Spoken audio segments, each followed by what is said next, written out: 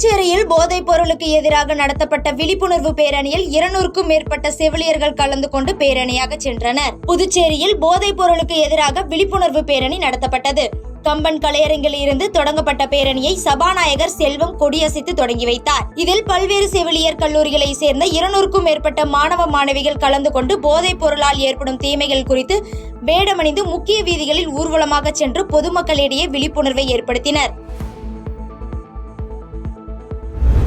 Puducherry AIDS கட்டுப்பாட்டு சங்கத்தில் பணியாற்றக்கூடிய திருநங்கைகளுக்கு பாலியல் துன்புறுத்தல் அளித்ததாக அதிகாரிகள் மீது நடவடிக்கை எடுக்க வலியுறுத்தி 200க்கும் மேற்பட்ட திருநங்கைகள் சட்டமன்றம் நோக்கி பேரணியில் ஈடுபட்டனர். புதுச்சேரி சுகாதாரத்துறையின் கீழ் இயங்கும் எய்ட்ஸ் கட்டுப்பாட்டு சங்கத்தில் பணியாற்றும் திருநங்கைகளிடம் அங்கு பணியாற்றக்கூடிய அதிகாரிகள் ஆபாசமாகவும் அருவருக்கத்தக்க முறையில் பாலியல் உள்நோக்கத்தோடு நடந்து கொண்டதாக புகார் எழுந்தது. இந்த புகார் மீது உரிய விசாரணை நடத்த கோரி சகோதரன் சமூக நல மேம்பாட்டு அமைப்பு சார்பில் புகார் அளித்தும் எந்த நடவடிக்கையும் எடுக்கப்படவில்லை என கூறப்படுகிறது.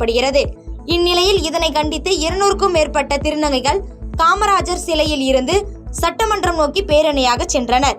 சட்டசபை அருகே பேரணி சென்ற போது போலீசார் அவர்களை தடுத்து நிறுத்தினர். அப்போது அரசுக்கு எதிராகவும் சம்பந்தப்பட்ட அதிகாரிகள் மீது நடவடிக்கை எடுக்க வலியுறுத்தியும் திருநங்கைகள் முழக்கங்களை எழுப்பியதால் அங்கு பரபரப்பு ஏற்பட்டது. விஷச்சாராயம் அருந்தி புதுச்சேரி ஜிப்மர் மருத்துவமனையில் இன்று ஒரே நாளில் மட்டும் 2 பேர் உயிரிழந்தது பரபரப்பை ஏற்படுத்தியுள்ளது. கள்ளக்குறிச்சி கருணாபுரம் பகுதியில் விஷச்சாராயம் குடித்து உடல்நலம் பாதிக்கப்பட்டு மேல் சிகிச்சைக்காக புதுச்சேரி ஜிப்மர் மருத்துவமனையில் 20 பேர் அனுமதிக்கப்பட்டனர். இந்நிலையில் 10 பேர் தொடர்ந்து சிகிச்சையில் இருந்து வந்த நிலையில் இன்று காலை 35 வயது உடைய இயேசுதாஸ் என்பவர் உயிரிழந்தார். இதையடுத்து 61 வயதான ராமநாதன் என்பவரும் தற்போது உயிரிழந்து உள்ளார். இந்நிலையில் இன்று ஒரே நாளில் மட்டும் ஜிப்மர் மருத்துவமனையில் 2 பேர் உயிரிழந்துள்ளது அப்பகுதியில் பரபரப்பை ஏற்படுத்தியுள்ளது. அவதூறு வழக்கு தொடர்பான விசாரணைக்காக ராகுல் காந்தி நேரில் ஆஜராக வேண்டும் என கோர்ட் உத்தரவிட்டுள்ளது. கடந்த 2018ஆம் ஆண்டு மத்திய உள்துறை அமைச்சர் அமித்ஷாவுக்கு எதிராக காங்கிரஸ் எம்பி ராகுல் காந்தி அவதூறு கருத்துக்களை பேசியதாக கூறி பாஜகவை சேர்ந்த விஜய் மிஸ்ரா என்பவர் ராகுல் காந்திக்கு எதிராக அவதூறு வழக்கு தொடர்ந்தார்.